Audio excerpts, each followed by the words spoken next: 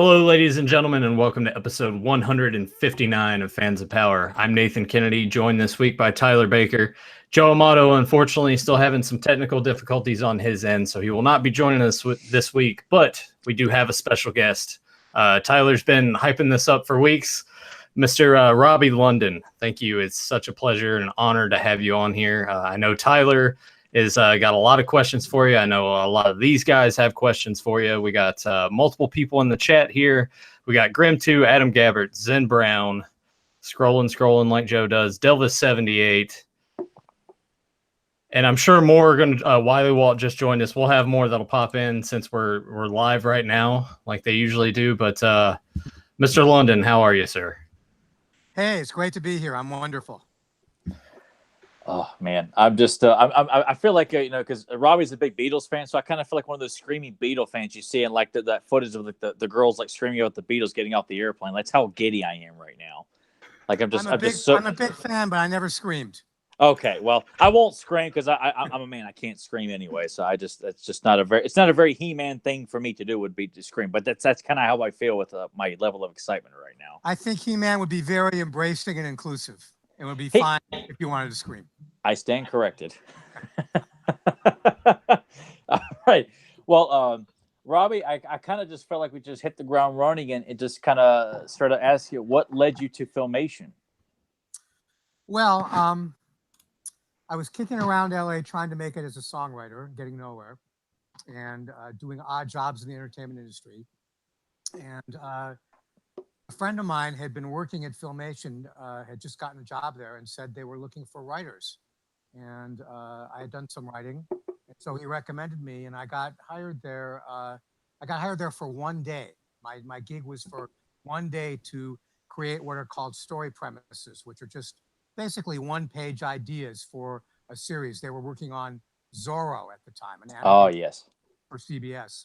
So I was hired for one day to write Zorro premises, and at the end of the day, I turned in my premises, and the boss there, the head of all the writing, was a man named Arthur Nadell, wonderful man, now dead. And he looked at my premises and he said, "You want to come back and work another day? You want to work tomorrow?" I said, "Yeah, great, I'd love to." That was a Tuesday. Turned in the premises. At the end of the day, he said, "Do you want to work tomorrow, Wednesday?" I said, "Yeah." So I was being hired a day at a time. And, finally Wednesday, he said, "You want to work through the rest of the week?" So it kind of went like that for many weeks, really. I wasn't really on solid footing. And then finally, after a few weeks, Arthur called me in his office and he said, "I just want you to know," he said, "as long as I have a job here, you have a job here," which was just a fantastic thing to hear for a guy that could not get arrested, throughout his 20s. I was 30 when this happened. Wow. So, Filmation. Man, so I guess prior to this, you're trying to work as a musician, so to speak, right? Songwriter, just kind of working trying to get into the music industry. Yeah, but I had friends that were screenwriters, and they kept. I used to have jobs. I used to have a job as a reader, where you would evaluate screenplays for producers who were too busy or too lazy to read them themselves. So they'd hired readers to do what's called coverage. So I had done that. I'd seen a lot of screenplays. And then I had friends that were trying to make it as screenwriters, and they twisted my arm to co-write with them. So I'd had some writing background, and I'd done a few freelance things at Hanna-Barbera too, prior to this at Filmation. But I had done it as a ghostwriter under somebody else's name, which is a whole nother story for a whole nother time.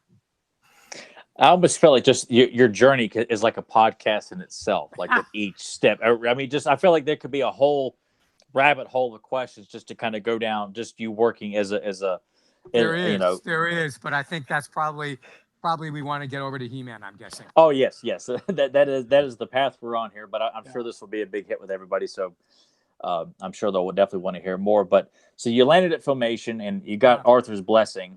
Yes, you're working on Zorro. So what's next? Like what's the next leapfrog? That particular season, Filmation had done really well in selling shows to the networks that season, the Saturday morning networks, which at the time were literally just CBS, ABC, and NBC. This was even before Fox, so there were only 3 networks showing cartoons in the world, and it was all on Saturday morning. And so Filmation had other shows that season, which I ended up working on all the shows that we did, including one called Black Star. Yes. Sort of Awesome. a forerunner to He-Man in its own strange way. And I wrote the very first script I ever wrote at Filmation was in fact a Black Star script called The Quest.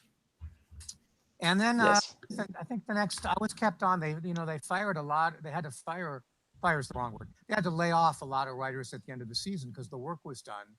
But I was fortunate enough, and it was quite flattering. They kept me on, even though they didn't have any work, because they wanted to keep a bare bones writing staff. And a lot of these experienced writers were let go, including the person that referred me there. He got let go, and I stayed. They wanted to keep me, which was great.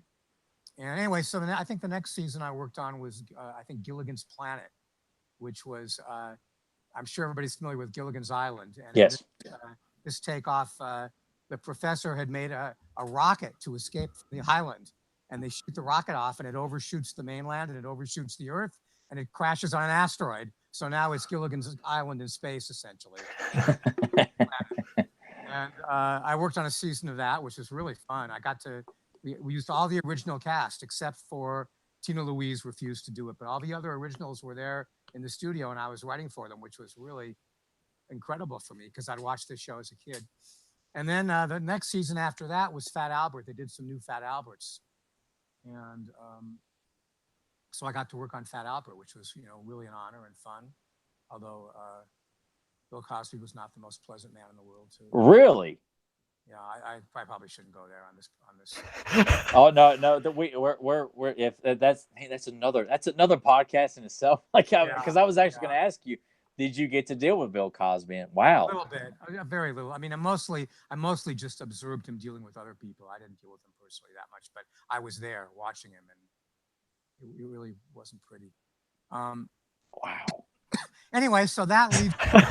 Well, I mean, I guess, of the things that have come to light about him in recent years, I guess it all kind of clicks now, looking back on it for you. Yeah.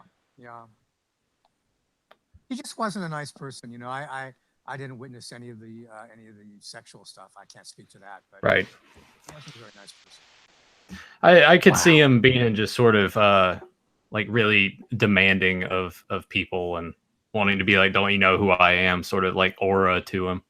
I was fortunate enough in my career. I had a long career well after He-Man, and I got to work with all sorts of celebrities. I mean, really a lot, some really big ones. I mean, some of the top 5 box office earner type celebrities, big movie stars. And, they run the gamut. Some of them are really, really nice and courteous and decent and gracious, and they're a pleasure. And some of them are miserable. It goes with the territory. You have to try and do the job no matter who you're dealing with. Really just put things in perspective, though, because I know the public likes to have a persona like, of Bill Cosby, of like being what he portrays himself on TV, and same thing with actors and actresses, and to be able to work with them one-on-one like that behind the scenes, I'm sure it's definitely eye-opening and it is. Very. It is. I mean, they're not called actors for nothing. That's absolutely true. Okay, so you're working on Gilligan's Planet and then Fat Albert. Yeah. Now, is He-Man, like before it's officially greenlit and coming down the pipeline, are there rumblings about this new property? Are you dealing with Lou at this point? Like, what's the? Yeah, I guess I became friendly with Lou after my first. After my first few weeks. I have to say, I just have to digress. This is another huge rabbit hole, but Lou Scheimer, Arthur Nadell was a fantastic person. I loved him. He was just terrific. I have nothing but good things to say about him. But Lou Scheimer was something on another level from anybody I think I've ever met. He was so special and so gracious and so brilliant and so funny and just treated everybody so well. I mean, it was just such a pleasure to be in the building with that man and to call him your boss. It was just, anyway, I met him a few weeks after I was there. He just knocked on my door one day and said, I hear you're the new writer in town. I've heard good things about you. I'm Lou, which I thought was so nice. And so I become friends with him then, and friendly, I guess. I literally became friends with him later after Filmation. We stayed really good friends, and for the rest of his life, really very, very close. really happy and proud about that. Anyway, to answer your question about He-Man, I guess probably towards the end of Fat Albert, you're always working a year ahead in animation. You're always looking at next year's work, and that was Lou's job in particular. Arthur's job was pretty much to do this year's work, and Lou's job was to find next year's work. And I think I heard some rumblings about, talk with Mattel about some new property. And I remember the very first time I heard the title was He-Man. When you sort of leave the context of He-Man as we all know it now, it sounds normal to us. When you first hear that as a name for a series, it sounds like the most stupid, lame thing you've ever heard in your life. He-Man? God, that sounds dumb. I mean, and we were, the writers, when we heard about this, we were just joking about the name because it sounded silly. And so I guess during the off season, after Fat Albert, I think the writers that were there were me. I think Paul Dini came on around that time, and a guy named Tom Ruger, who had been hired, I think hired just a few months before I got there. So I guess he was the senior guy at this point, and me and Paul Dini. That's who I remember being there in this sort of interim period after everything and waiting for the next show. And that's when I remember first hearing about He-Man, was with those guys and Arthur and Lou. And I don't remember the specific meeting, but I'm sure we would have been called into a meeting with Lou, and he would have started to tell us about it, and we would start to work on developing it. So what becomes like your first duty on the show? Like when it's officially greenlit, Lou says this is what's coming, these are the characters. Like, what is your first step into this world of, is it getting yourself acquainted with the characters? Are you talking to anybody from Mattel? Is it pretty much just what Lou's given to you all and concept drawings and things like that? What's the first step into this world for you? Well, my recollection is a couple of meetings that we had where my recollection is Mattel came to Filmation, and we went to Mattel at times as well. But the first thing that is in my mind was, I think Mattel came to Filmation and brought a bunch of prototypes of these characters. And I just remember a meeting, seeing these characters. They all had, in my mind, just ridiculous names. And I have to say, it wasn't really love at first sight, I think, for any of us writers. We thought, stupid toys or something. I mean, I don't know if that was the exact, but it wasn't this, oh my God, this is great. Let's dig into this. It was, okay, this is our next job. Let's see what we can do with it. Let's do the best we can. So there had been a guy named Michael Halpern, who was a live action guy. I think that's the right name. I'm familiar with him. I think he'd worked on Fall Guy or one of these major shows. I think it was Fall Guy. And he had done up some Bible, but he'd never worked in animation to my knowledge. And just again, to digress, I digress a lot, so I have to apologize to everybody. But to digress for a second, there's a huge difference in writing for live action and animation. It's very, very different style. And some of the world's greatest writers that are in live action just can't adapt themselves to what's required to write for animation, and vice versa. So it's just, I'm not saying one is better, but they're just different. And you kind of have to know, in my opinion, you kind of have to know what you're doing to write for animation, because of, especially then, the limitations of the medium. The medium is not so limited these days anymore because the technology has exploded, exponentially. But back in those days, the animation was very, very limited. And there was something called pencil mileage, how much drawing was required and how things were going to be storyboarded. And you had to have a certain technical knowledge to write animation. And my recollection is Michael didn't really have that. And his Bible, it just didn't feel like an animation series. That was my recollection. And so my recollection is we redid the Bible at Filmation. And I'm not sure who wrote it. I found something in my files the other night as preparing for this call that was a Bible that looked like I'd written it, but I don't remember that. I think Tom Ruger wrote one version of it. I don't think Paul Dini wrote one.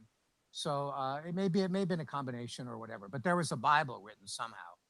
And then the next thing I remember is Tom Ruger left to go to Hanna-Barbera right around then. And He-Man was sort of handed off to me. I think Tom was taking the lead at first because he had been the guy behind Black Star at Filmation. And Black Star was somewhat close to He-Man in the same sort of genre, the sort of fantasy space genre. And so I think Tom was the sort of natural first guy they thought of. But when Tom left, I was now the senior writer at Filmation.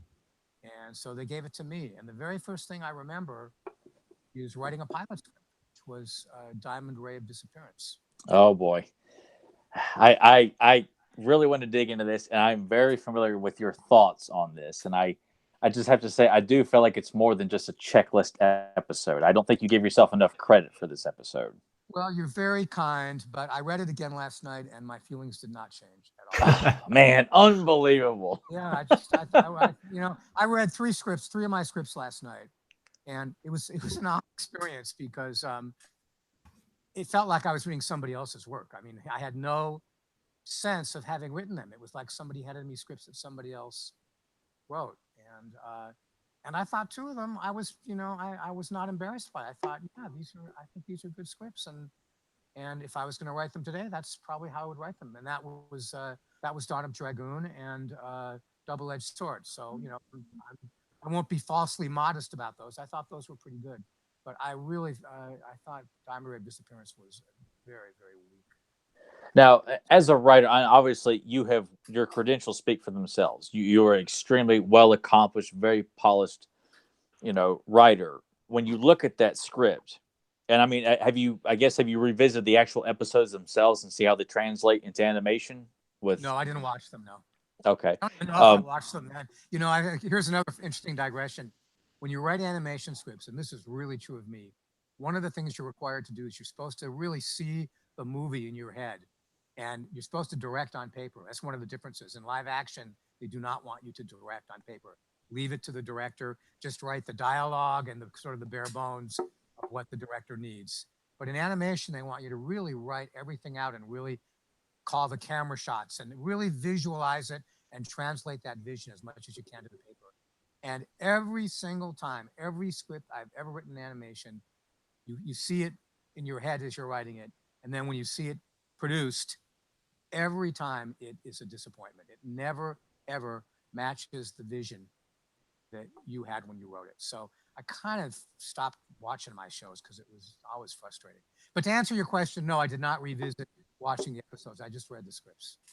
Now, when it comes to your disappointment though with Diamond Ray of Disappearance, what about it exactly in the script seems just kind of weak to you?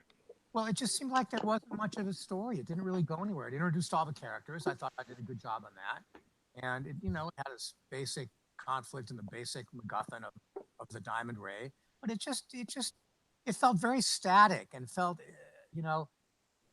it felt stagey, like almost like a play, which is the last thing you want to do in an animation episode. You want to really take advantage of going places and seeing different places. I mean, it sort of took place at the castle and in the cave and standing in the bushes and Skelter saying, "Let's go get them." And I mean, it lacked, for me, it lacked cleverness of any kind or originality of any kind. Now, do you look at it like, I guess on a lower level, like, especially because with Dawn of Dragoon, quite rich in expanding the world and really focusing on someone like Orko, and then like Double-Edged Sword with a very powerful message about violence and the ramifications of fighting and war and things like that. There's some more. You're pushing almost a little bit more in that, whereas Diamond Ray, it's a basic action adventure episode, yet it's highly celebrated to this day by fans. Listen, I mean, I'm thrilled to hear it. I mean, if people listening to this like it and you, Tyler, like it, I'm thrilled. I'm happy. I don't want to talk you out of liking it. Oh no, and I'm not trying to talk you out of feeling the way you feel. I just wanted to let you know that I'm not joking. It's a highly celebrated episode. I mean, that's, you know what? There's no accounting for taste. I'm happy. Makes me good. I like the way you think about that, though. It's nice that even though in the grand scheme, at the end of the day, you're not particularly impressed with it, but the fact that everyone else loves it so much, you're content with that and you love that. So well, and I mean, the thing that I do feel good about it was the very first script. I had no template, I had nothing to go on. Every other writer after that had my script as a template and other ones, but I started off with nothing. And so, just in terms of at least introducing the characters and putting them into a basic story, I did okay. There was a lot to do and a lot to accomplish. And I think, from a sort of setting up of the lore, I think it was okay. I think It was more than okay. It was Emmy Award winning. It was it's like I said, for me, it was the episode that still resonates with me today as setting up what you're going to see, depicting the villains the way they should be, depicting the heroes the way they should be. It's just an all encompassing episode, and I understand your views on. I'm not saying this blindly. Like, how do you not like that? But it's such a great episode. I mean, they made a Diamond Ray prop to put with the current Master of the Universe action figures. I've seen fan artwork, and it talked about a lot. It was obviously on the top 10 DVD release back in the early 2000s. I couldn't remember. Did they put that on the top 10? Yeah, it was voted by the fans before the actual official DVD release that you're on the documentary. There was a top 10 voted on by the fans. Five from season 1, 5 from season 2, and Diamond Ray was in the top 5. I think it was number 2. And did Double-Edged Sword get voted in or not? Double-Edged. I'm trying to remember. I've got it in the other room there. Doesn't matter. I want to. That's the one that should have been voted in. Well, and I don't argue that because there were some that were voting like, who voted for this episode to be on here? Right. But that's how I feel about Diamond Ray's disappearance. I'm thrilled that it's on there. That's great. I'm happy. Yeah, because I know it was it's considered the first episode, even though it's not the official one that was produced, but it's the first episode, of course, the pilot episode, and it's I never met anybody because when I heard that you were not so fond, I was dumbfounded when I heard that. I really was. In the script that I read last night, to my surprise, apparently it was not the final draft script because it still had Orko referred to as Gorpo. I'm sure you know that. Yes. And now just to kind of, because I feel like there's a connection here. Like I've already got 2 or 3 questions just based on what we've just already talked about.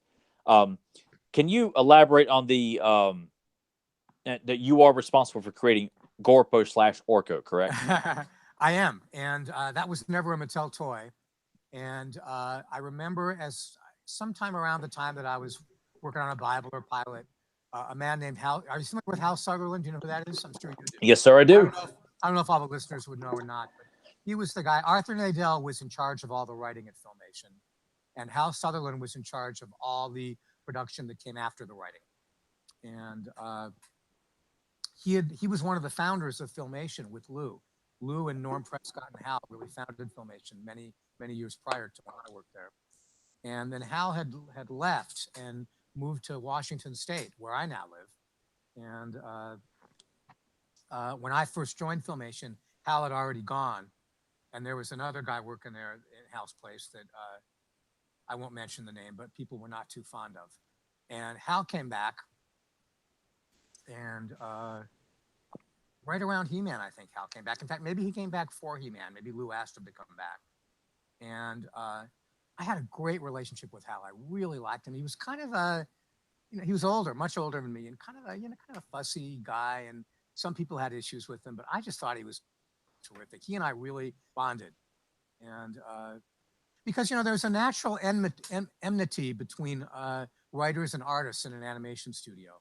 And the enmity is writers write all this crazy stuff, and the artists are expected to make it happen with very limited time and limited resources. And, they're working under tremendous pressure and limitations. And a good animation writer understands those limitations and respects them and works with them. But most animation writers don't know any better or don't care. And they just write stuff that's very difficult to produce. So anyway, I had this great rapport with Hal because I embraced the challenge of writing for animation. I liked having these limitations and trying to make my stuff work within the limitations. I thought that was a fun challenge.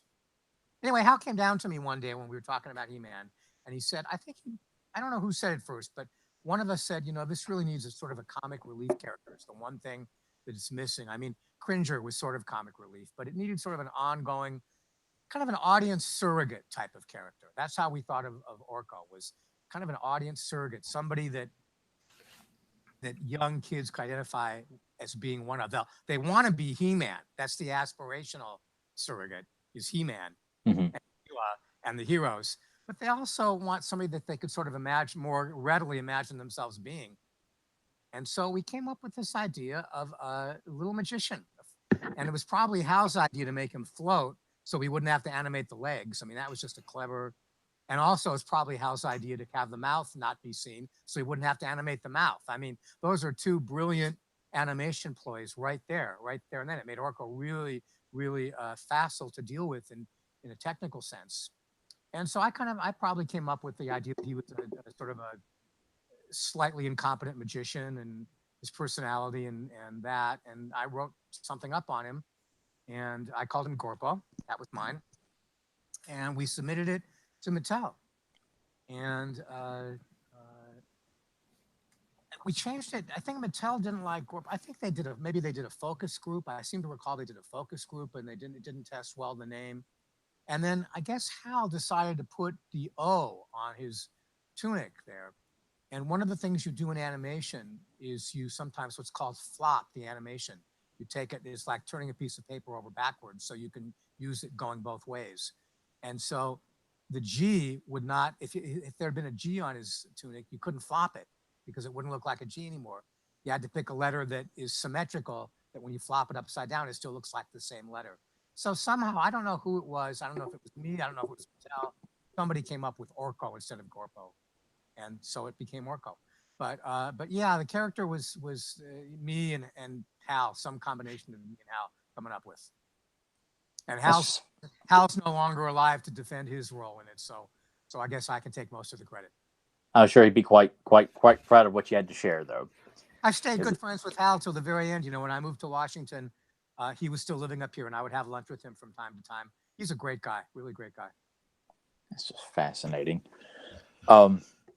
Now, there's something that our good friend James Eatock had just kind of theorized that, because Diamond Red Disappearance appeared on the, I'm sure you probably remember this event, that Filmation and Lou had put together a theatrical release of The Greatest Adventures of All to kind of help give publicity to the series that was coming out, and depicted 3 episodes in a theatrical film that had kind of like bumpers in between episodes of the Sorceress, kind of talking about the world of Eternia and introducing the audience to He-Man and the characters in it. Did you have anything to do with writing any of that, or? Well, here's the answer. I think do you know when it was made? When it was done? It was released, and I've got the tape. Hang on one second, because I got a copy of it right over here. It's my favorite VHS tape of all time. Because we can forensically determine whether or not I was involved probably by the date of when it was done. Oh, man. We're getting ready to find out some live breaking news here, people. Hang on here. Wow, look at that collection. That's amazing. Oh, yeah. He's admiring your collection right now. Oh, yeah. I didn't see it till you got up. That's amazing. Yeah, and that's just a small sample. This whole room is all He-Man, and I've got tons of other stuff I just don't have room for in my apartment. Wow. Yeah. It's carded figures, movie stuff, original artwork. I got a VHS video store display right over here too. So, wow. 1983 is the date on this tape. Okay, then I'm pretty sure that I think I wrote the connecting material. I think I must have helped put it together. What were the 3 episodes? Well, it's Diamond Red Disappearance, Tila's Past, or Tila's Quest, excuse me. Tila's Quest, and Colossus Awakes. Yeah, I think I did it, but I want to apologize now to anybody out there that's listening to it that knows they did it.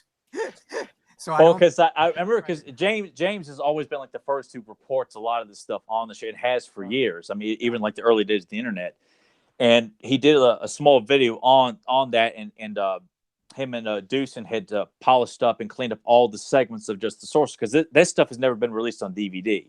It's only been a VHS, and people have uploaded on YouTube. Oh, that's interesting. And I know, and I had it burned to DVD because I actually if this stuff that you wrote in this, and he seemed pretty confident that he felt that you were probably responsible for writing the sources.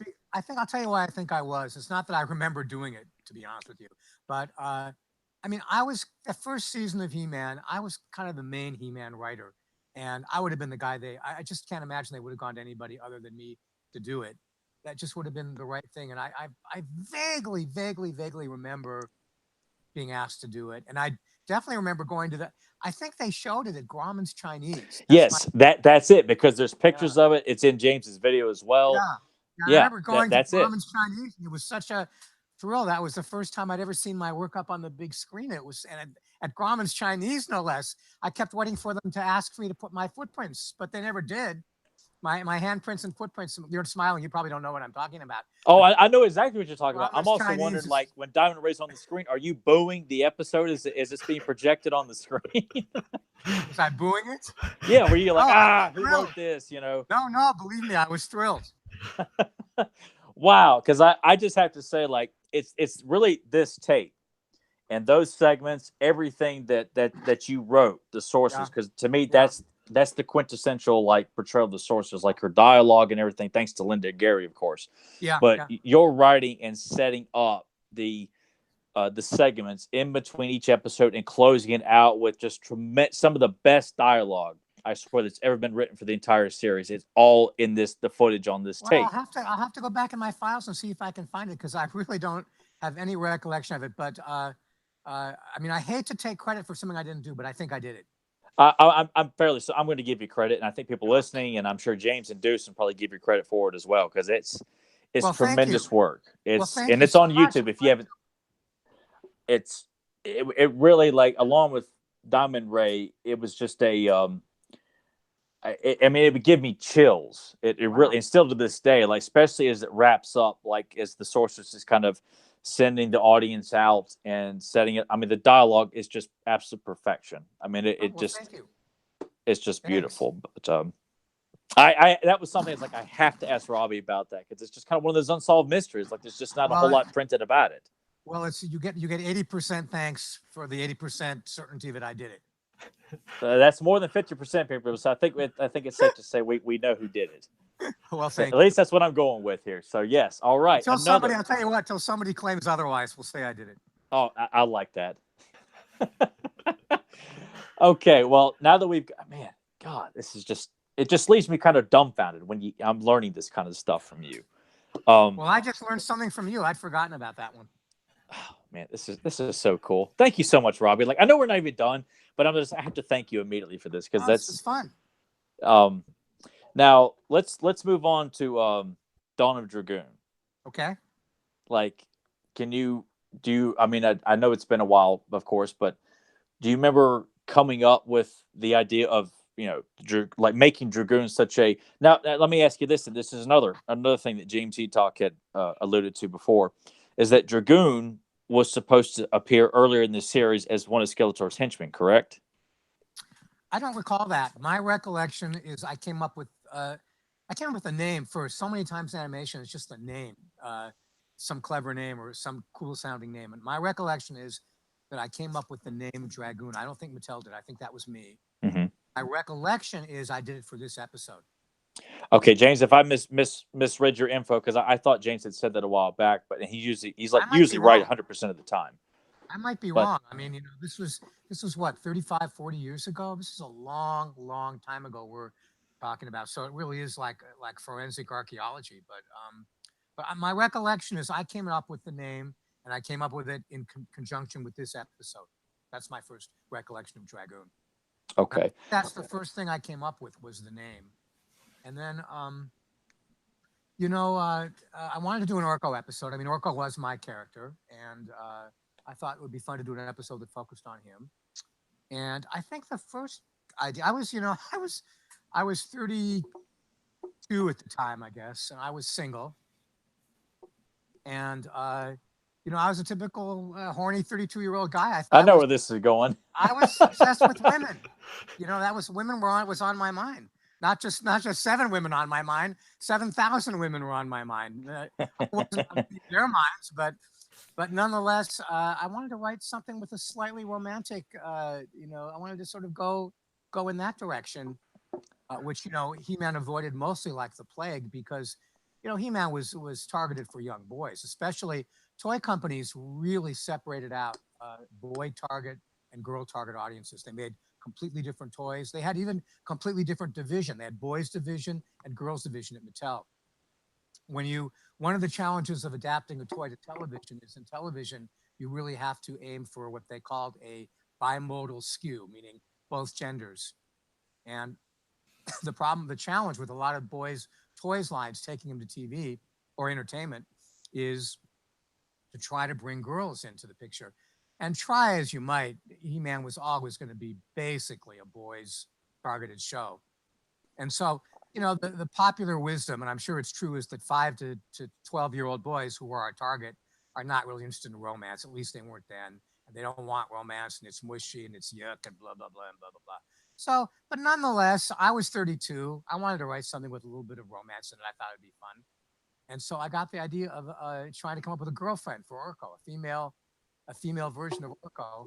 And then I think from that, I got the idea of going back to his land, of this sort of girl from Orko's land coming to seek his help, and him going back, and him being considered this big shot, famous magician in his land, and I think that was the derivation of it all. And then I blended that with this name Dragoon that I had, that I thought was a good name for a villain.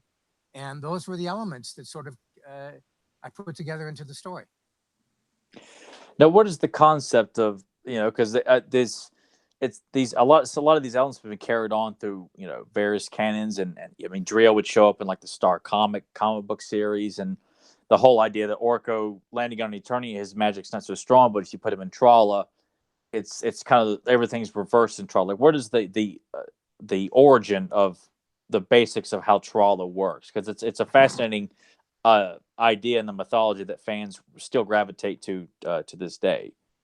Well, first of all, I compliment you on pronouncing it the way I intended. That's exactly. And in fact, when I was looking at the script last night, every single time Trala is mentioned in the dialogue, I put in there for the actor to get it right. I put rhymes with Paula. And so it was really an awkward read to keep every time you're reading a line and you see Trala, parentheses, rhymes with Paula, blah, blah, blah, blah, blah, blah. But anyway, I made a big point to get it pronounced right. I honestly didn't give it a lot of thought.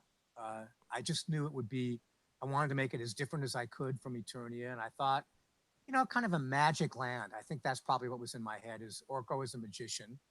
And so what can we do to make the land magic? I mean, Eternia is magic too. There's so many different aspects of Eternia, and anytime a writer wanted something, you could just make up a new land or a new place in Eternia. Like I noticed that I used a place called the Sands of Time. And I don't know if that was done before or I just made it up for that episode, but that was one of the things that you could do with Eternia, is you could just, for your episode, you could just make up a new place called Sands of Time. So I decided with Trala, I guess, just to make it really more magical and beautiful and a little more soft. I guess I wasn't really thinking, what I'm about to tell you is not really what was in my head, but as I think about it now, in a way, it was a little more towards a girl's toy line than it was boys' toy line. It was a little more of a feminine kind of world with I remember I described in the script flowers and rivers, and it was this very idyllic is another word I might use. I think I tried to make it very idyllic. And the idea that Orko's magic was so strong there and didn't work so well in Eternia. And I really liked the idea also that He-Man was disabled, as it were, from this episode. So it really, Orko had to rely on himself, and the audience had to rely on Orko, because he couldn't just call on He-Man. He-Man couldn't just save the day as he normally would in the episode. So I thought that was another. I think that one of the things I liked about this episode is I had so many different things going on in it that to me as a writer were interesting, and I think they all kind of worked together in a nice way without seeming like I piled too much incongruent things, too many incongruent elements into it. I put a lot of different, I think interesting things, and they seem to work together really well. Oh, absolutely. From the whole how the world of Trala works, Dragoon himself, who's another highly celebrated character, so much just his demeanor, his dialogue. Like, when you're writing these new characters, do you have an idea and like like for Alan Oppenheimer, who did the voice of Dragoon, are you writing notes on how you want the character to sound, or like for Driel, do you have ideas for that stuff, or is that pretty much left up to the voice actors to figure out? Sometimes you do, and I'm going to digress again for a second, but this is to me is a wonderful digression. Filmation was the last studio to produce everything in one building. Everybody had started to outsource, various aspects of animation, a lot of it to overseas because it was so much more cost effective. And Lou was one of Lou's huge rallying cries and principles was he wanted to keep everything in the US, in LA, and in fact, he wanted to keep it all in one building. And so, as I say, Filmation was the last place ever to do that in a major way for series television or feature films. And so everything in Filmation was done in that building. And I mean everything, including all the voice recording. They would come to the building. There was a recording studio in the building. And so one of the things, many things I loved about working at Filmation is I quickly got to know, people in all the departments. When I first started working there, I started following my scripts from department to department and introducing myself and finding out what each department did and asking them what their concerns were and what I'd done right and what I'd done wrong. And I'm a curious person, I don't want to paint myself as this great altruistic do-gooder. I just am curious. I'm really curious about how things work. And I enjoy the challenge of trying to make them work better. And so Filmation was great for me in that sense because I got to go around to all the different departments and learn the whole process. And this was, 2 years prior to He-Man I had done this. So I was well ensconced at Filmation by the time He-Man started. And I knew people in all the departments and I pretty much understood the process. So anytime I was writing something and I had an idea that I thought was worth including in the production, and I had a very specific idea about it, I could just walk into somebody's office and say, hey, I'm doing this script. I've got this character named Dragoon. And I think, I think if he, that's a bad example I picked because I don't remember anything specific about him.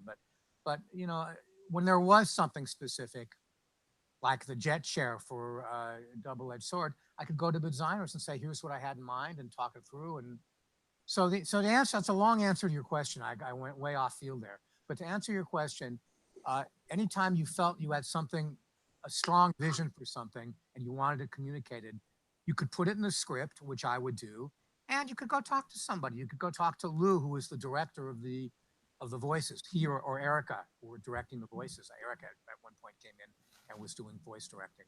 So you could go talk to the voice directors about what you're looking for. And they don't have to listen to you. I wasn't the boss. I was just a writer. But mostly people welcomed it. They were happy to get the input.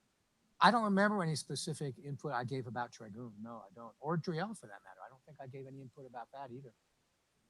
It's just a testament to Linda and Alan's portrayals of those characters, so to speak. And now, in your original script too, and we've seen at least one shot. Dragoon originally dies in this episode, correct? Like he falls.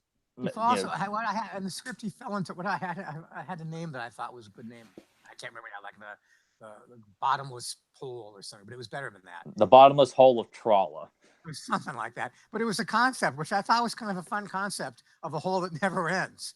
That, you bring up an interesting point, Tyler, because one of the big forbidden aspects of writing children's television in those days, and I'm sure it's true today too, is you couldn't kill people.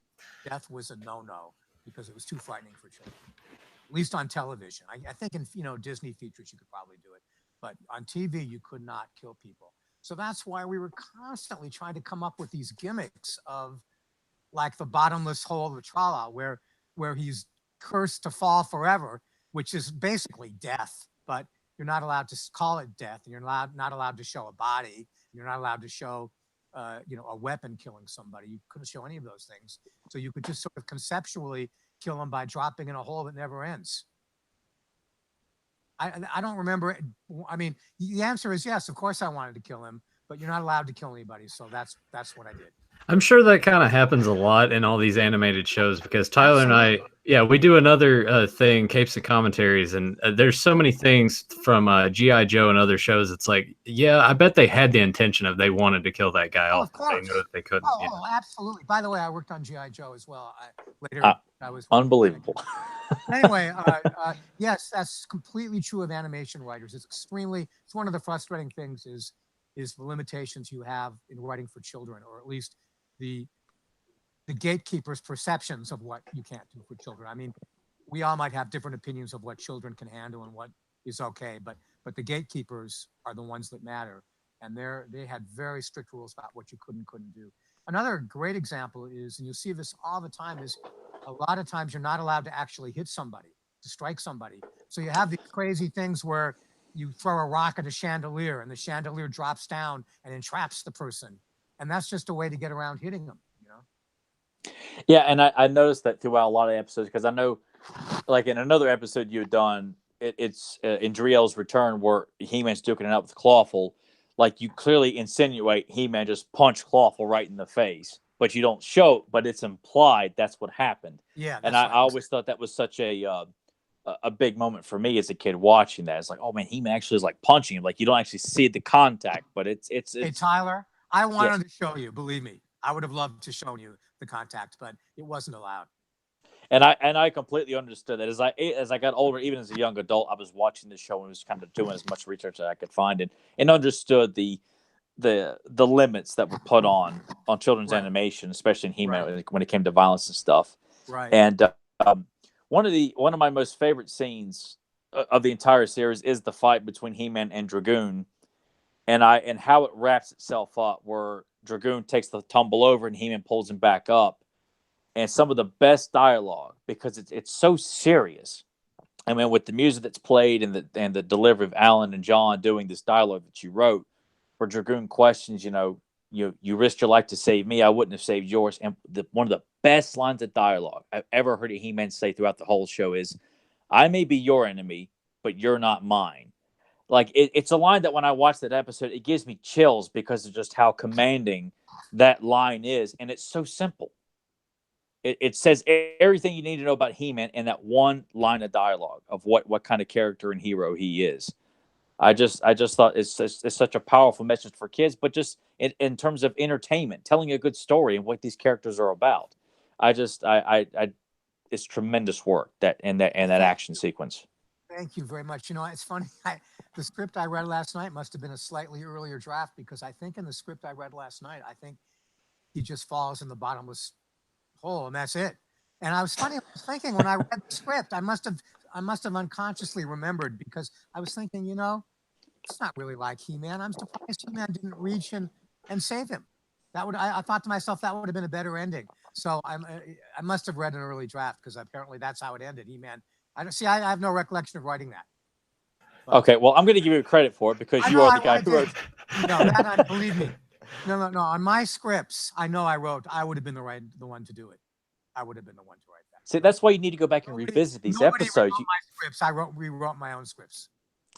Wow, well, it's I had to tell you that because it is Thank so you.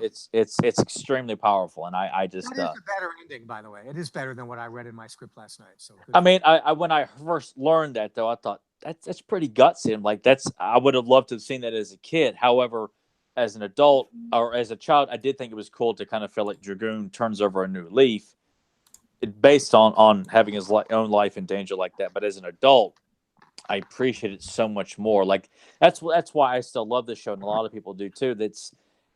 There's so much more in these episodes that you guys wrote that I appreciate more as an adult. That as a child, I'm loving the characters and the action, but there's the messages and the dialogue and the characters, and how they are develop in each episode. That's stuff that I just it sticks out to me more as an adult, and of course after watching them so many times as well. It's just it's episodes like this that age like fine wine because these are the kind of episodes that you would show someone who's never heard of He-Man. Like this is why I like this show is episodes like this. Oh, thank you very much. That's wonderful to hear. Let's see. All right, now we definitely need to move on to Double-Edged Sword because Okay. that's another Well, emotionally charged episode. there's one thing I should share about Dawn of Dragoon that I think is a kind of a fun story that I've never Please told. do. In my original script, first of all, there's a thing at the end where they show faces, and Yes, yes. was uh, was my analog for having sex, which of course I wasn't allowed to do. but I wasn't even allowed to do it in real life, I might add. Try as I would. Uh, uh, so I came up with this idea of showing face. I thought that was kind of a fun idea because you'd never seen Orko's face, and it was, that was the thing. And my idea was, and this was, the next thing that I'm about to say was pure hubris and ego on my part, but I wanted to have the episode where we see Orko's face. That was my selfish intent. And so I wrote in the script that we, the audience, would actually see Orko's face when he showed it to Driel. This would be the only time we ever got to see Orko's face. So I basically wanted to have a famous episode. That was my thinking in this. And Arthur Nadell, to his great credit, who was my boss and was, had the final say-so of scripts, said to me, "You can't show his face." And this was, I mostly agreed with Arthur. We didn't have very many creative disagreements, but this was the one sort of big creative disagreement that we had. And it was never unpleasant or angry. It was a purely academic disagreement, and fun. But I begged him to let me show his face, and he wouldn't go there. He just said, "You can't do it. It ruins the magic to see his face. The fun is not ever seeing his face." And so Arthur got the last word because he was the boss. We didn't get to see Orko's face. And in retrospect, I'm not sure how soon I figured it out, but I figured out, of course, Arthur was right. He was 1,000% right. It's so much better to not know. That's part of the mystery of the character. And I'm grateful that Arthur was able to tame my selfish instincts. Although there was a storyboard artist, I think it was Steve Hickner, if I'm not mistaken.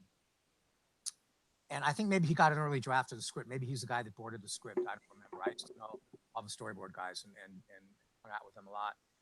And maybe Hickner boarded this one. But anyway, Hickner drew a design of Orko's face.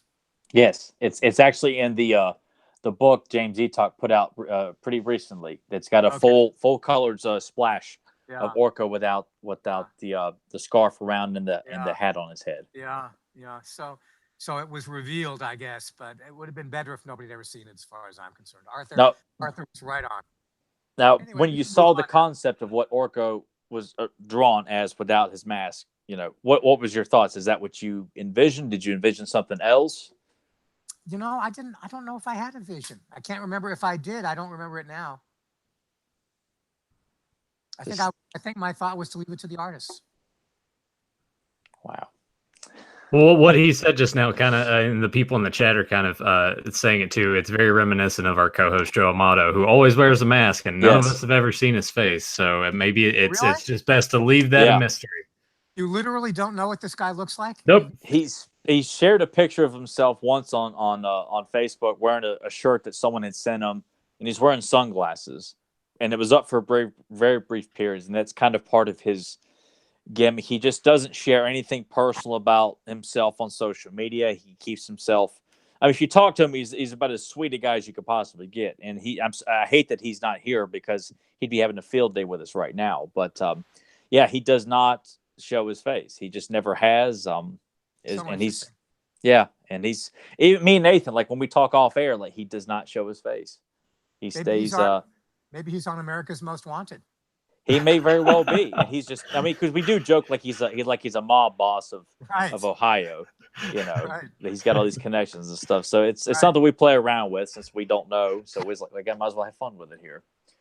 But that's absolutely fascinating to learn that about the show, because it is such a memorable moment in the episode. Because at least in silhouette, you see Orko's the shape of his head. Which as a kid, that was so fascinating to see that when you see like, oh, it's kind of round up here and very pointy ears. Like it was exciting to at least see an idea of what Orko looks like. And then obviously Driel had to been like super sexy based on Orko's reaction when she takes off her, her mask, That's, the great thing is it shows that attractiveness is completely relative and one person, beauty is in the eye of the beholder. It's really, I don't think we would find that species attractive, but they found each other beautiful, which was great. Well, you told a great love story in it, because even as a boy, like, I appreciated, pretty women in cartoons, and if the hero gets the girl, like I did like that. Like I wanted to see him, kick a lot of butt all over the place, but if he gets a Me kiss from a too. beautiful woman at the end of the day, I'm like, see, that's my kind of hero. That's what Me I always too. wanted to That's be how like. I felt too. That's why it always kind of annoyed me that you were so discouraged. We were so discouraged from writing that kind of stuff because of the belief that it would turn off young boys. But I'm with you. It didn't turn me off. No, I mean, I was chasing girls in daycare, so I was all about He-Man getting the girls. Well, Absolutely. I was a little later than you. I probably started in elementary school, but still, Still pretty young we ages. started young. Yeah, we started young. Yeah. So no, I would have Unfortunately, appreciated more. unfortunately, I started young and finished young. Unfortunately, but go ahead. Ba-ba-boom, ba-da-boom. But yeah, we need to have a little drum sound effect there for all of Robbie's or gags he's got for us here tonight. This is great. Now, what led you to Double-Edged Sword? Like, do you just kind of decide you want to push the message about violence to Yeah, kids? I'll tell you exactly. I do remember this. I remember two things about this. One is before I'd even written the first episode of He-Man, and I wrote the first one, there was one of these children's television advocates, a psychiatrist named Dr. Thomas Radecki. I even remember his name. And there was an article in Time magazine or something, which was the big magazine of the time, talking about this new show from Mattel called He-Man and how violent and horrible it was and how bad effects it was going to have on kids. I mean, it made all these assumptions about the show based solely really on the name and maybe prototypes of the toys. I don't know what information this guy had to write the article, but the point is that the article came out before the first episode was even written, let alone broadcast.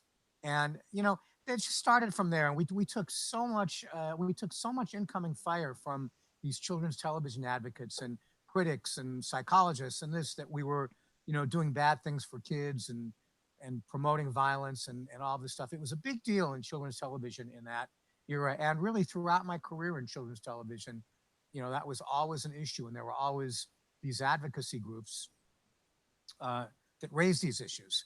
So that was on my mind. It was frustrating that and by the way, when I wrote all these scripts, I don't think I'd seen, maybe the last script I'd seen some of the footage from the first episode, but the point is you write most of the scripts before you see any footage because of the lead time that's required. You have to finish the scripts almost before you see animation. So a lot of writers are just writing in the dark. You have no idea what this is going to look like or what the show is going to look like. And yet we were taking all this heat. So anyway, I was I remember being at a party one night, and I don't know why I remember this. It's the oddest thing to remember, but I've always remembered it. I remember being at a party and thinking about violence, and maybe somebody was talking to me about it at the party. And I got this idea. Why not take this issue head on? Why not really address the issue of violence in television in a story? And I don't know why, but I really, really like this idea. I mean, rarely have I gotten an idea so powerfully that just hit me that I instantly felt that excited about. I really felt I was onto something. And it was like Dawn of Dragoon in the sense that I think the script brought a lot of really, to me, interesting elements together. The old man in the jet chair and Yes. his pacifism and this secret past he had. And there was a little bit of, if you're familiar with To Kill a Mockingbird, which is probably my favorite book. Very good film. Well, the book is better than the film. As if you take the greatest book and the greatest film made from the greatest book, the book for me is always better than the film. And if you've never read the book of To Kill a Mockingbird, I think it's the greatest book ever written. Seriously, I encourage you to check it out. I will gladly take that recommendation. It's incredible. But so you'll know the scene from the movie. But Atticus Finch kind of seems like a pacifist, and there's that scene where the rabid dog comes on the street. And he gets all the townspeople say, Atticus, you got to help us. And they give Atticus the rifle. And it turns out he's a dead shot. And he shoots the rabid dog. And his kids, who kind of thought he was a wimp, can't believe that he was the best shot in town. And it's that it's not that he can't shoot people. It's that he chose not to use that skill. He didn't want to be a shooter. At least that's what I read into it. Maybe more of this was in the book than in the movie. But I know that scene was in the movie, but maybe more of the dynamic behind it was in the book. Probably it was. But I kind of had a bit of that in mind with the old guy in the wheelchair, whose son thinks he's just kind of passive and wimpy.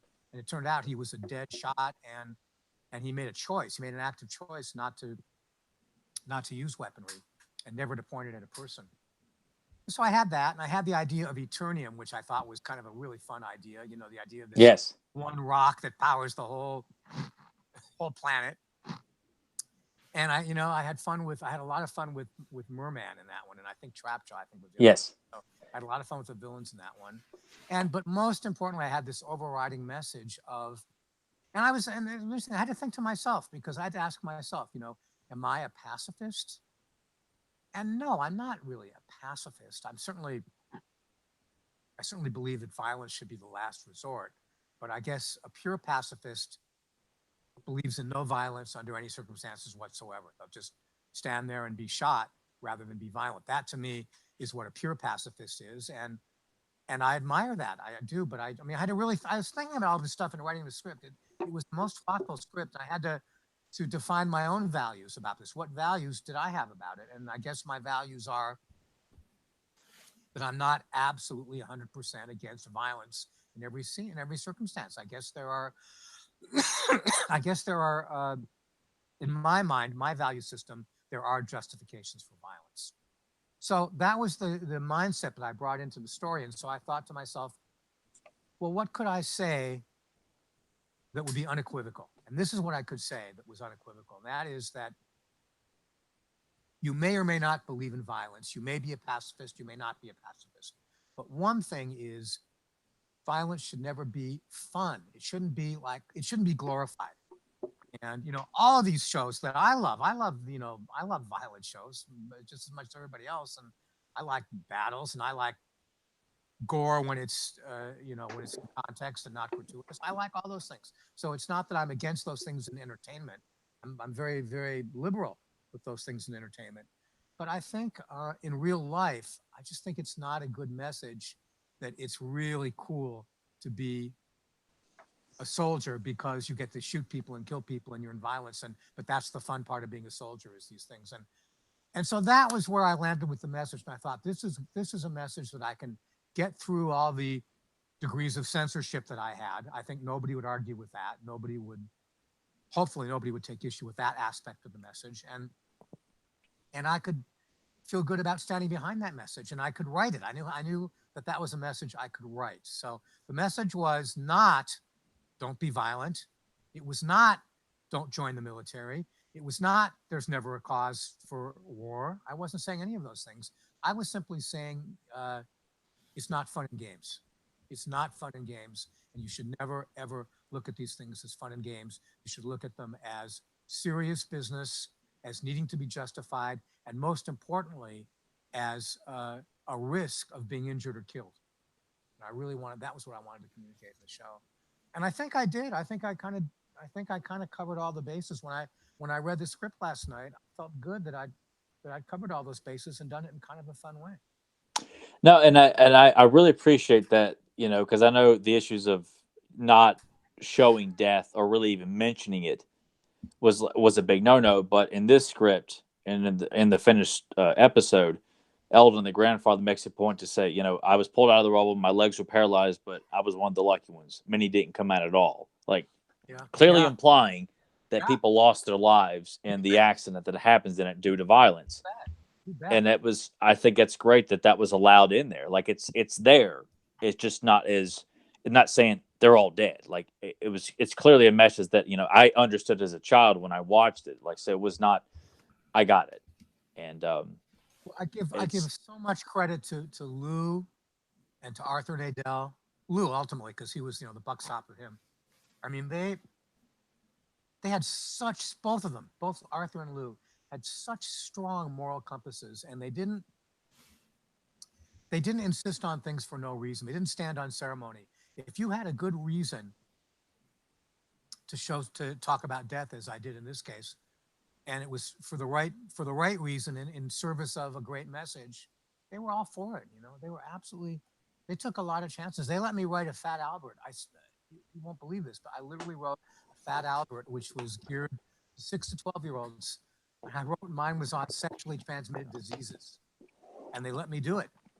And I did it in a very innocent way, and a way you could get away with it. But nonetheless, a lot of people would never agreed to that. And by the way, I should also give credit to a man named Don Roberts. Do you know that name? Don Roberts? That name sounds very familiar. He was the guy, he was a professor at Stanford, a professor in communications. And Erica Scheimer, Lou's daughter, had taken his class at Stanford. She went to Stanford. And she got him involved in our shows. And Is he the one that kind of came in and kind of worked on like the morals that would be? Yes. Okay. Yes. Yes. He was essentially our censor in a way. I mean, although he worked for us, so he didn't have the final say. Lou had the final say. We hired him. But his job was to sort of watch out for how our show was going to impact kids and to flag things that he thought would be problems and suggest solutions to them. And I have to say, this guy, writers and censors are natural enemies. I mean, in TV, you'll always hear writers complaining about the censors and the broadcast standards of people and all that. I have to tell you, Don Roberts was superb. He had a great sense of story. He always helped us find creative ways to accomplish what we needed to without just saying you can't. He never said you can't do that. He said it would be better if you do this. And just oftentimes his things were better, even from a story sense, not just from a moral or an educational or a protecting of children sense. He had a great story sense. He's a wonderful guy, really fun guy.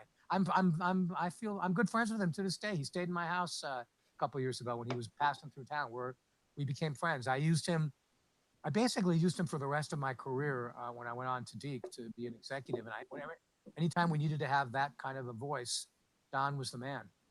So he had to. I'm sure he agreed to this reference to death as well. Getting back to your question, so I put it in there. Arthur, Lou, and Don, were broad enough to allow it to stay. Tremendous. I mean, because it means a lot more even as an adult, because you realize what kind of limitations you guys were given, and that's what makes these episodes even much more impressive to me, is that with the limitations of animation and what you could and could not do in terms of violence and showcasing physical action, a great story that gives you all of that and still stays within the well, and I'll tell you the greatest limitation. You're right about those. Those were both two big limitations: was the pencil mileage and animation limitations and the censorship limitations. But the biggest limitation was the time. We were under such time pressure. We just had to grind them out. I mean, we had to do 65 half hours in one season. I don't know, but that had ever been done in animation before. I don't think it had. I know it was being done simultaneously by Deke on Inspector Gadget. They did Inspector Gadget 65 episodes the same year as we were working on He-Man, but they weren't doing it all in the same building the way we were. They were outsourcing everything. So the time pressure we had was just intense. It's all like just hearing the stories of what the process was like. I can't even imagine what like a regular day would be at Filmation, other than like what Lou said. Like he just knew it was going to be able to keep a lot of people in work. It was going to provide a lot of jobs for a lot of people. And I guess in hindsight, that was so important to him. He really, really, really cared about that. That was one of his guiding principles in life. Is he wanted to keep people employed. He wanted to keep animation in America. He wanted to keep it in Los Angeles. He wanted to keep it in the building. He didn't want the crafts to be lost, all the various crafts. There's all these different stages of animation. There's in-betweening, and it was called Xeroxing then, and there's camera. There's each department. There were maybe 9 departments, and each one was a unique craft. And Lou valued these craftspeople and wanted these crafts passed on and didn't want them to die. I mean, it's just when you add his principles and what he believed in to what just a great guy he was. I mean, there's nobody you would rather sit next to at a long dinner than Lou Scheimer. He was a great raconteur. He was funny. He was, he had kind of a dirty mouth. He would swear a lot, and he's just, but God, he was something special. It's so hard to communicate what a special human being this was, and what a great loss to the world that he is not in this world anymore. I mean, he's the most special person I've ever known by a long, long distance. What would you say is probably like, if there's one story you would share with fans or people who never knew Lou that solidifies him as why he is such a memorable name attached to He-Man, along with Filmation and many other cartoons. What makes him such? I can't think of any one story. I can just tell you he was larger than life. He's a very tall guy. He had incredible charisma, and he just cared about. He had a heart. He had such a big heart. He cared about everybody. He was tough, and he managed to run a studio, to found the studio, to start it, to run it, to be wildly successful, and always to be a nice person. It's so rare to see people that successful that actually care about people. He tells a great story. There's a book written by a guy named Andy Mangels, a book on Filmation, and that book is unbelievably accurate. I mean, everything I know about half of that book was written before I came to Filmation, so I can't vouch for it. But all the stuff that was written since I was in the picture is so accurate down to the smallest detail. And I mean, Lou had an incredible memory among everything else. He was an incredibly detailed memory before he got sick. And there's a great story in the book, which Lou told me many, many times. He was such a wonderful raconteur. You can't imagine a better storyteller than Lou Scheinberg. And he told about how Filmation got its first gig, and they were hired to do the Superman show, and they didn't have a studio. And Lou and his partner Norm Prescott had basically misrepresented themselves, saying they had a studio, and they didn't have one. And the guys came out from New York to check out the studio that were hiring him to do it. So he had to basically create this whole false studio, and he got his friends to come in and pretend to be artists. And I mean, I can't begin to do the story justice, but it's such a fantastic story, and it's all in that book. I highly recommend anybody that's interested in Lou or in Filmation. That book tells exactly how it was. Everything you read in that book is true. Definitely need to get that. I've heard of the book. I just unfortunately have not picked it up yet. It's amazing. It's color. It's got all these great pictures. It's a super fun book, and it's Lou. It's spoken in the voice of Lou, and it's him. It really is. We've had you for an hour and a half here about, wow.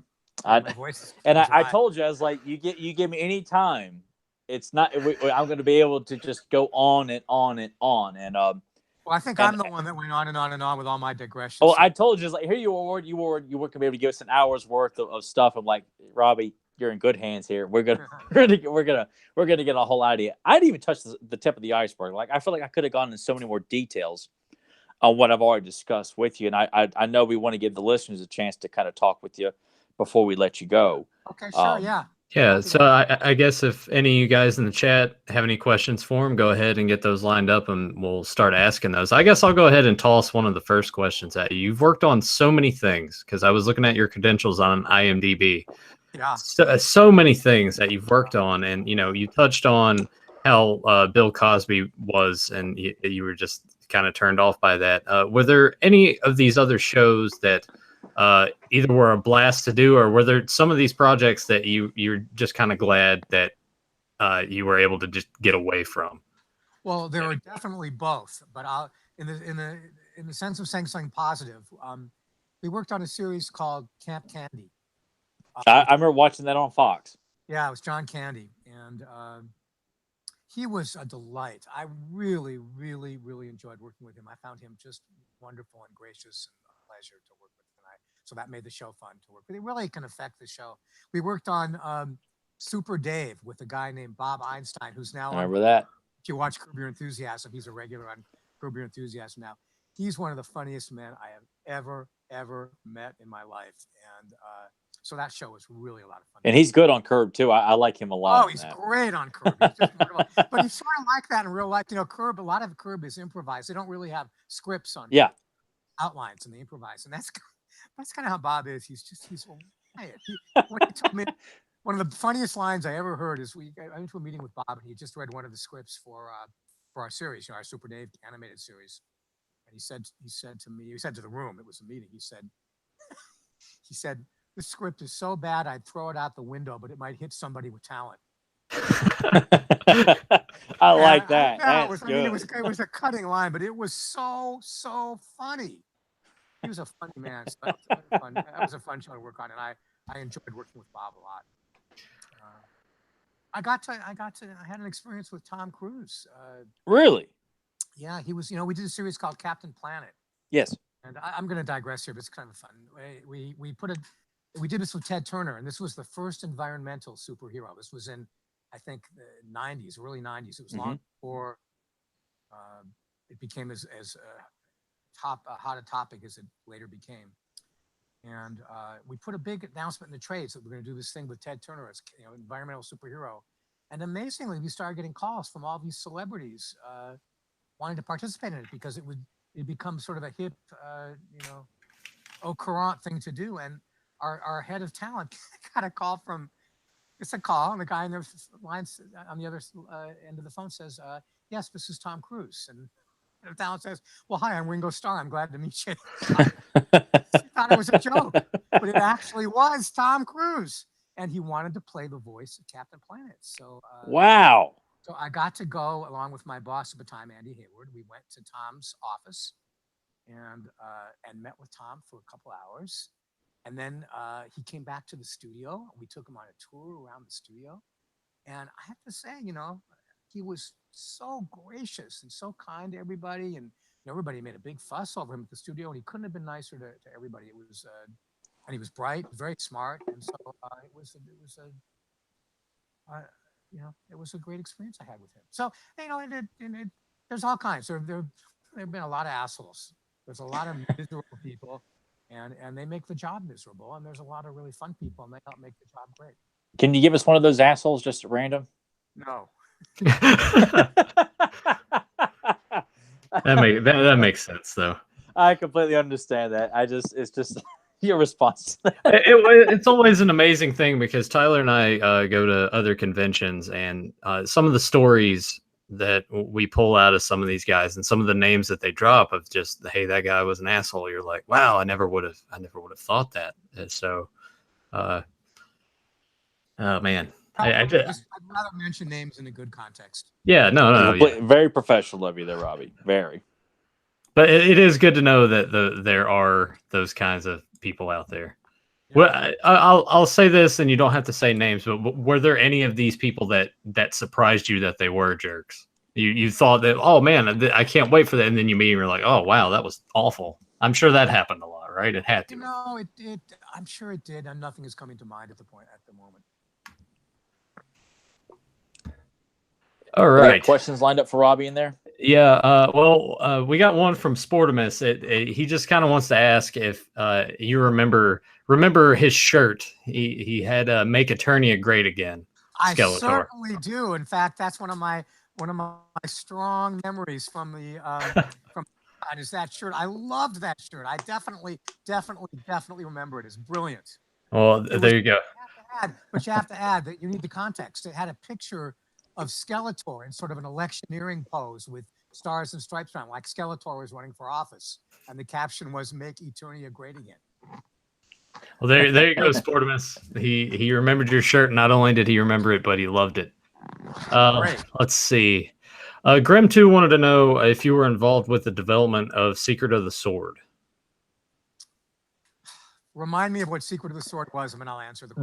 That was the first 5 episodes, or five episodes of She-Ra, and they released it as like one big film. I had nothing to do with She-Ra. At the end of the first season of He-Man, I got promoted into a completely different role at Filmation, which was fantastic for me, but it meant I was no longer involved in the ongoing series, except every now and then I would do a script. I did one script for Brave Star, and I did some scripts for Filmation's Ghostbusters, but I was not involved in She-Ra at all. Zero. All right. JSP wants to know if you could remind us what your reaction was to the return of Faker.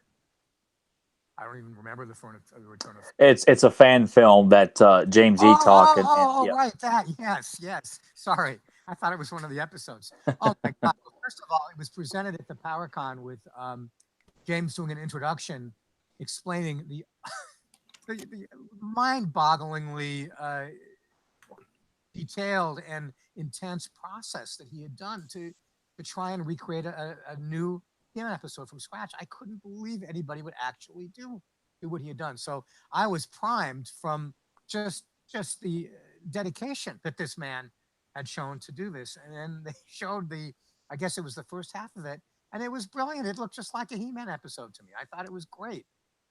I didn't remember the title, obviously, so I apologize for that, but I thought it was great. Awesome. Adam Gabbert asked, and you may have kind of touched on this a little bit earlier, but what is your favorite episode that you worked on while you're doing He-Man, whether it's the ones you wrote or any that you were just involved with, period, during this entire process? Well, the only other episodes I was involved in besides the ones I wrote were a few that I had to rewrite. And I don't really think of those as my episodes. And I of the ones I had to rewrite, I didn't like any of those as well as I liked. I think Double-Edged Sword is my favorite, and Dawn of Dragoon is a close second. Those were the two I really felt good about. Then and now. All right. Zentron wants to know what show that you worked on would you have liked to done a second season that didn't get one?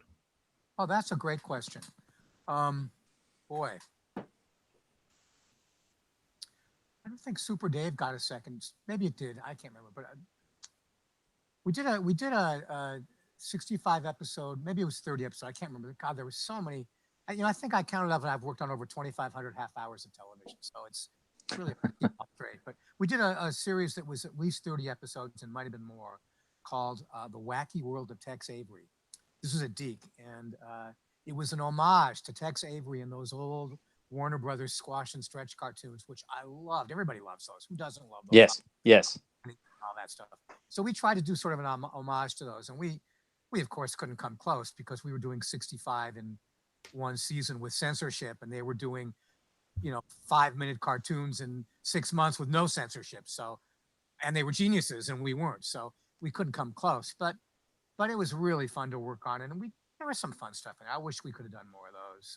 What else do I wish we could have done? What are your thoughts on the Cops series that you worked on? Because I absolutely love that series. I enjoyed Cops a lot, and we had a great. The people at Hasbro were great. That was a good experience, and I liked the series a lot. I have well, I won't. Go ahead. Next question. I was just going to say I don't want to be teased about it. One of the really nice things that the Hasbro guys did for me, I really always appreciate this. Guy named Kirk Bazigian was the G.I. Joe guy at Hasbro. We later went on to do G.I. Joe. And a great guy, Kirk Bazigian. I really liked him. And he and his team, one of the action figures of G.I. Joe is called Rapid Fire. Yes. On the back of the blister pack for Rapid Fire, there's a background of who this character is, and they actually said the character's real name is Robby London.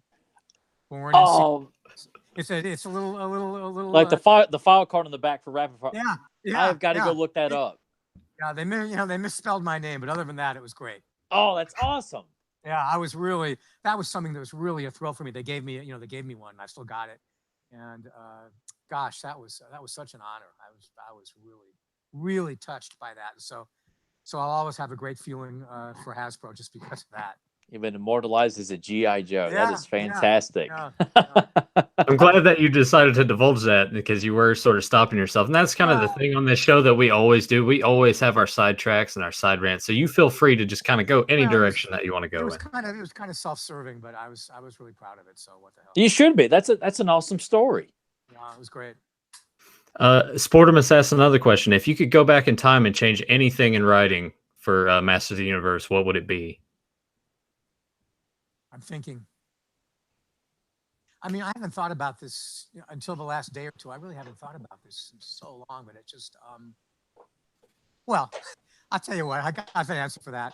I would rewrite Diamond Ray of Destruction. I knew that was coming. I was just counting the seconds. All right, well, what would you do differently? How would you write it? I would honest to God, I would try to come up with a completely different story. What I would do. I don't think there was much of a story there. Oh, sure there was. It was an excellent story. Well, anyway, I'm thrilled you liked it, but that's what I would change if I had my druthers. I have been over your shoulder the whole time, I just at least make sure Triclops and He-Man Duke it at some point in there because that was my favorite moment and having that triumphant moment. I'll tell you another. Oh, go ahead. Oh no, just to me, what defies that episode is when the Evil Warriors pull down the drawbridge and He-Man and Battlecat are waiting there as alpha male as they possibly could be.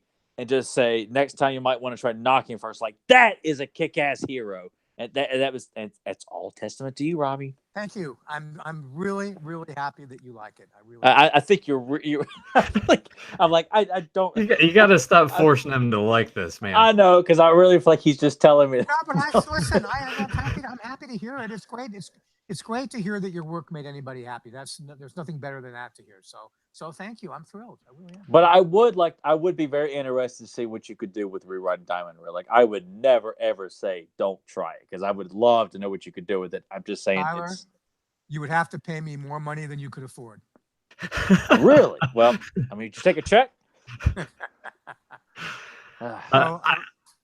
Here's another regret. I don't know. Is there a time limit? Should I stop? No. No. It's no. All the time you need, sir. All the time you need. Here's a great regret that I have in my career, in terms of not getting to write, not getting to work on something. We were in bed at one point with the James Bond people, and I love James Bond, and we were going to do an animated James Bond, and I was really excited about this, and I got doubly excited when the James Bond people said they wanted to hire a writer. They wanted their writer to develop this because they wanted to control the copyright. And they just wanted to keep control. They didn't want us to hire. Normally, when we do a partnership, we would hire a writer to develop it, and they would have all the approval rights in the world, but we would write it. But they said, no, we want to hire the writer. And my boss at the time, Andy Hayward, said, I've got a great idea for you. And it was, of course, this was a self-serving idea for Andy, but he said, why don't you hire Robby to write? He's a great writer. He was one of the creators of He-Man, and he's one of the best writers out there. He's not writing it. I was working at the time as an executive at Deke. I hadn't written in several years at all. And Andy said, I'll give you Robby, and you hire him. And he asked me, he volunteered me before asking, but he asked me about it, and I said, sure, that would be great. I'd love to do it. I said, Andy, if you'll give me a leave of absence from Deke, because I can't be an executive and a writer at the same time. It's just, executive is just all consuming, and I need to stay away from the office and stay home and write. And he said, sure, no problem. So I made a deal with the James Bond people. I negotiated a deal. They hired me, and I worked with a guy named Michael Wilson, who was Cubby Broccoli's son-in-law. Cubby Broccoli was the first original producer of James Bond, and then his daughter, Barbara Broccoli, and her husband, Michael Wilson, took over the running of everything about James Bond. They are James Bond to this day, Barbara Broccoli and her husband, Michael Wilson. And I got along great with Michael Wilson. I really, really liked him. He reminded me a little bit of Arthur Nadell, my first boss. And I had this wonderful, wonderful experience working with him, developing a Bible for James Bond Jr. And I also wrote 3 really detailed story outlines that would have been, episodes that I thought I was really happy with.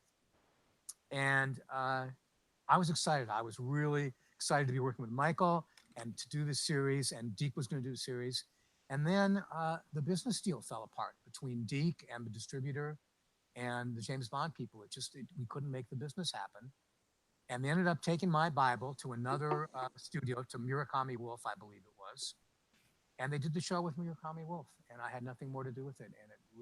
And to their credit, they gave me screen credit for developing the show. Again, my name is spelled, but I thought that was very generous and fair for them to give me screen credit for development.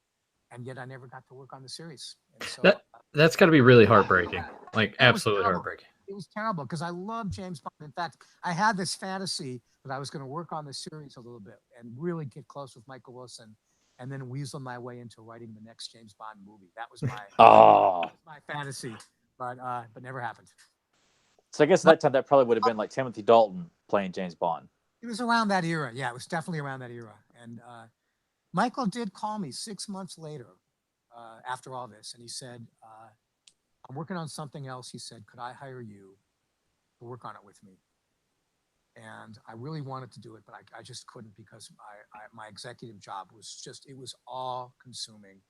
And I was able to do the James Bond Jr. thing because it was going to be a Deke project. So, Andy was willing to let me do it, and I felt okay about doing it. I did not feel right about I didn't even ask Andy if I could go work on something else with Michael, on a moonlighting basis, because I just didn't feel it was right. My job was exhausting, and I couldn't do both. So I had to pass. Wow. What was the project? He never told me. I think it was some TV thing. I don't know what it was. Still absolutely fascinating.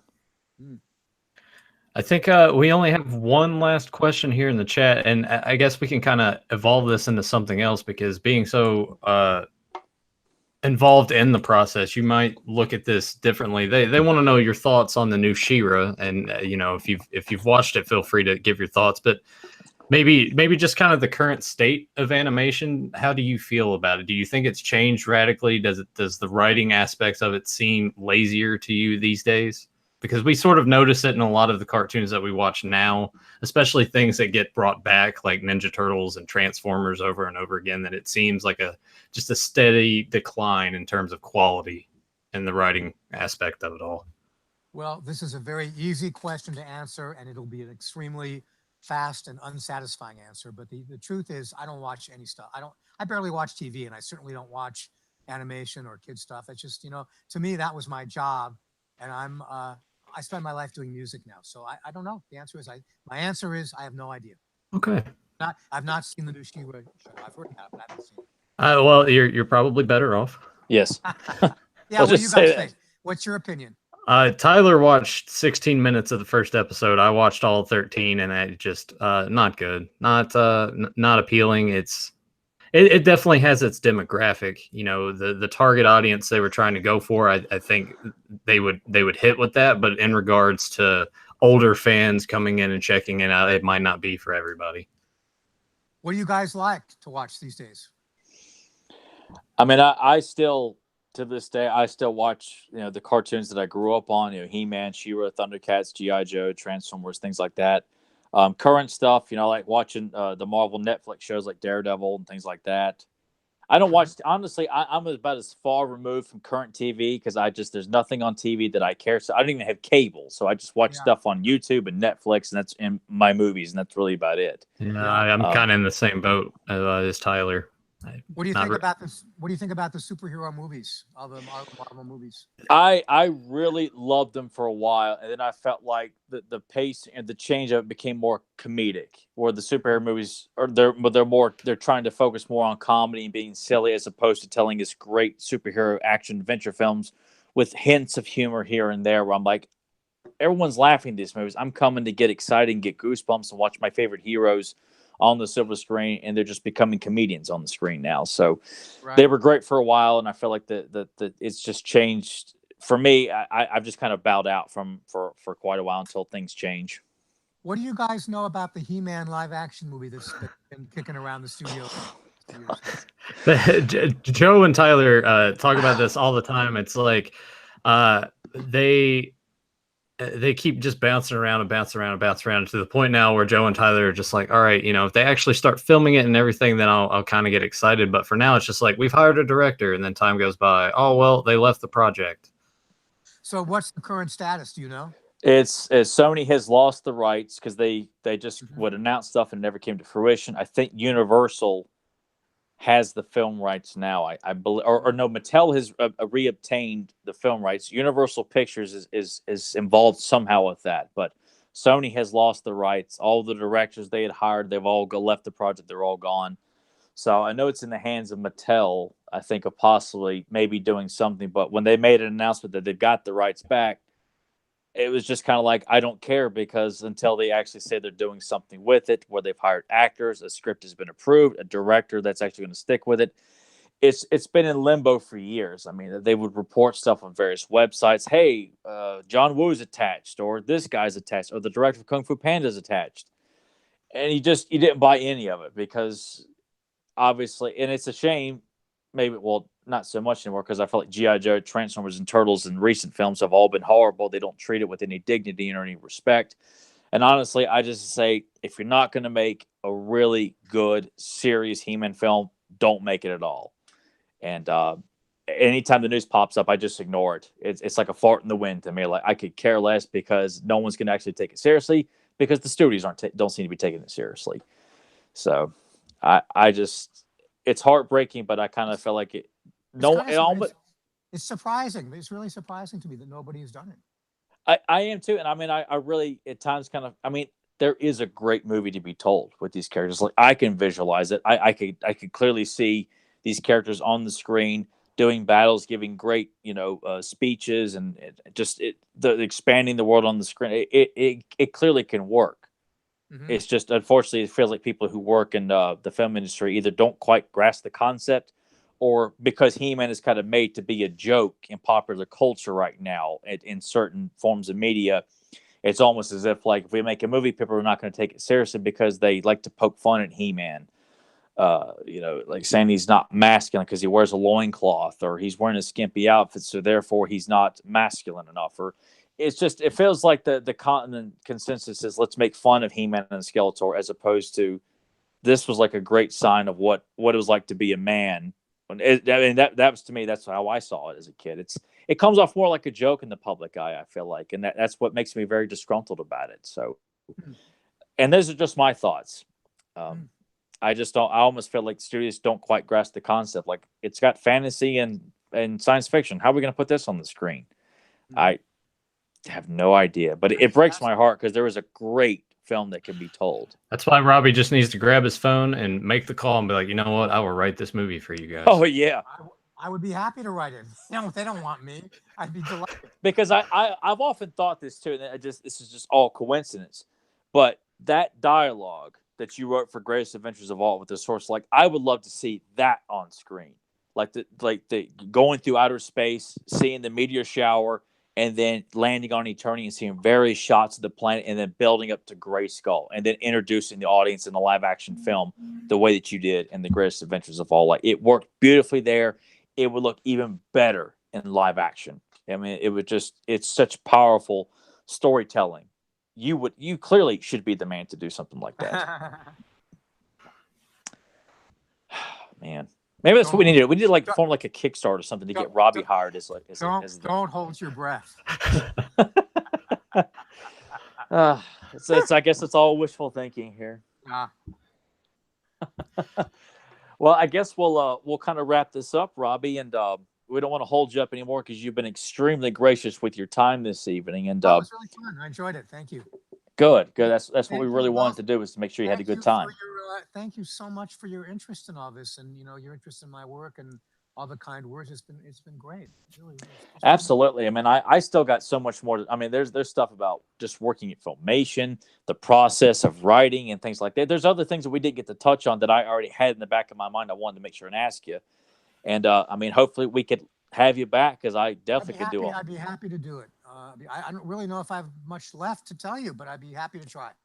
Oh, absolutely, because Joe's not here. He loves Heart of a Giant, and I that's something I definitely wanted to elaborate, at least because you worked on the premise of that. Right. The writing process, the day-to-day duties at Filmation as you moved up the ladder. I mean, there's so many other things I would love to elaborate on if we could get you back at some point. Be happy to. Be my pleasure. Excellent. Fantastic. Excellent. Well, Robby, since we didn't get to say this at the beginning, you just hang on here, and then we'll get the broadcast stopped after the show, and we can kind of just talk and thank you a little bit more before we totally let you off the air. But I want to say thanks to everyone that joined us live in the chat. Thank you for all the questions that you had for Robby. And man, Tyler, do you have any recommendations? Anything you wanna throw out before we? I say check out all of Robby's episodes, and especially Dawn of Dragoon, Double-Edged Sword. I mean, they are very powerful episodes. Jariel's Return's another good episode because he depicts Clawful in such a badass manner in that episode. And I dare say Diamond Red Disappearance. I'm never going to let that go, Robby. And I'm glad you won't. I simply will not. I used to depict my action figures in the fights from that episode quite a bit as a child. So, yeah. So those are my recommendations. Anything with Robby's name attached to it. Heart of a Giant. He did the premise of that. We'll elaborate more on that next time when he's on with us. But anything with that man's name on that is worth checking out this week, people. And I guess also in closing, I'll go ahead and say, if you guys are new to the channel, make sure you hit subscribe, ring the bell so you get notified when we go live or when new videos get posted. Check us out on Podbean and iTunes. If you guys want to find us on YouTube from either of those audio platforms, look up youtube.com/fansofpowerpodcast. And I guess until then, have a powerful day.